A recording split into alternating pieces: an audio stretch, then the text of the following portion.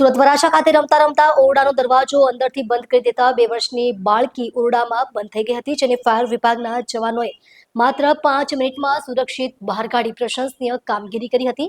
આ ઘટના વરાછા વિસ્તારના માતાવાડી ખાતે આવેલી હેમકુંજ સોસાયટીમાં બની હતી। ફાયર વિભાગ દ્વારા મળતી માહિતી મુજબ વરાછા વિસ્તારમાં માતાવાડી ખાતે આવેલી હેમકુંજ સોસાયટીના 55 નંબરના ઘરમાં ત્રીજા માળે રહેતા ચૌહાણ પરિવારની 2 વર્ષની બાળકી ઘરની અંદર એકલી રમતી હતી, જ્યારે તેની માતા બહાર હતી।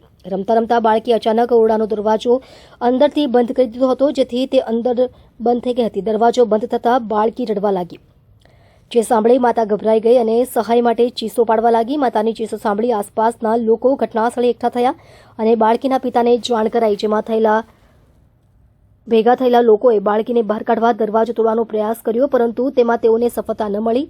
આ દરમિયાન કોઈ સુરત ફાયર બ્રિગેડને આ ઘટનાની માહિતી આપી। મદદનો કોલ મળતાની સાથે જ વરાછા ફાયર સ્ટેશનની ટીમ તાત્કાળ ઘટનાસ્થળે પહોંચી ગઈ અને ફાયરના જવાનોએ પરિસ્થિતિનો ત્વરિત અભ્યાસ કર્યો અને ઓરડાની બારી તથા દરવાજો તોડ્યા વિના તેમની કુશળતા વાપરીને માત્ર 5 મિનિટમાં બાળકીને સહી સલામત બહાર કાઢી બાળકીને કોઈ નુકસાન થયું ન હતું અને તેને તેના માતા પિતાને સોંપવામાં આવી।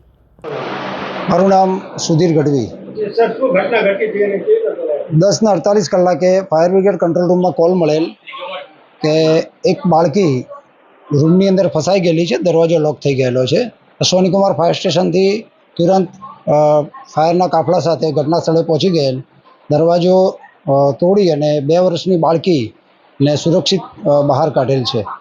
માતા પિતાને શું સંદેશો આપશો? ઘણા બાળકો આવી રીતે ફસાઈ જતા હોય છે। ઘણા બાળકો, નાના બાળકો જે છે એ આવી રીતે ઘરમાં એકલા હોય અને રમતમાં દરવાજા અંદરથી બંધ કરી દે છે, તો માતા પિતાને એટલો સંદેશ છે કે બાળકને એકલું મૂકવું નહીં।